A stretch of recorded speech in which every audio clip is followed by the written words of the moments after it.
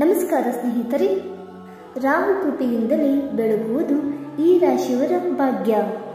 ಇನ್ನು ಇಟ್ಟ ಹೆಜ್ಜೆಯಲ್ಲಿ ಸೋಲಿಲ್ಲ, ಧನಿಕರಾಗುವ ಕಾಲ ದೂರವಿಲ್ಲ.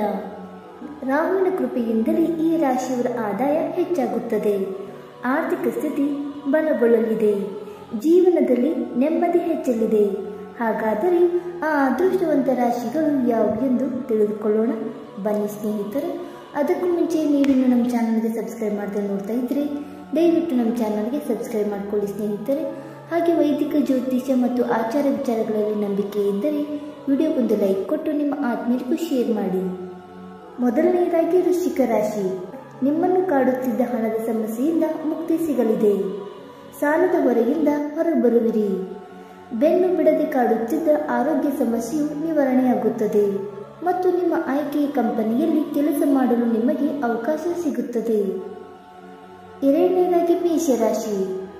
ರಾಹುವಿನ ಕೃಪೆಯಿಂದ ಹಣಕಾಸಿನ ಸ್ಥಿತಿ ಬಲಗೊಳ್ಳುವುದು, ಕೈ ಹಾಕಿದ ಕೆಲಸಗಳೆಲ್ಲ ಕೈ ಹಿಡಿಯುವುದು. ಯಾವುದೇ ಕೆಲಸ ಮಾಡುವುದಕ್ಕೂ ಮುಂದೆ ಹಿಂದೆ ಯೋಚಿಸಬೇಕಿಲ್ಲ, ದೈಹಿಕ ಆರೋಗ್ಯ ಉತ್ತಮವಾಗಿರುತ್ತದೆ. ಮೂರನೇದಾಗಿ ಮೀನರಾಶಿ. ನೀವು ಮಾಡುವ ಪ್ರತಿ ಕೆಲಸಕ್ಕೂ ಮೇಲಧಿಕಾರಿಗಳಿಂದ ಮೆಚ್ಚುಗೆ ವ್ಯಕ್ತವಾಗಲಿದೆ.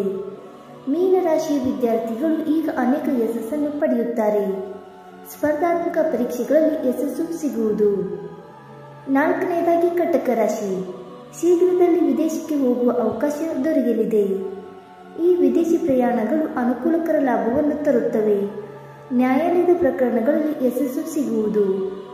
ಐದನೇದಾಗಿ ತುಲಾರಾಶಿ. ಮನೆ ಮತ್ತು ವಾಹನ ಖರೀದಿ ಯೋಗವಿರುತ್ತದೆ.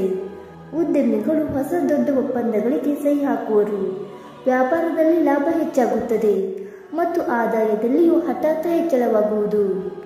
ಸ್ನೇಹಿತರೆ, ಈ ಮಾಹಿತಿ ನಿಮಗೆ ಇಷ್ಟವಾಯಿತಾ? ಇಷ್ಟವಾಗಿದ್ದರೆ ವಿಡಿಯೋಗೊಂದು ಲೈಕ್ ಮಾಡಿ, ಶೇರ್ ಮಾಡಿ. ಹಾಗೆ ನಿಮ್ಮ ಅನಿಸಿಕೆ ಮತ್ತು ಅಭಿಪ್ರಾಯಗಳನ್ನು ತಪ್ಪದೆ ಕಮೆಂಟ್ ಮೂಲಕ ತಿಳಿಸಿ ಸ್ನೇಹಿತರೆ.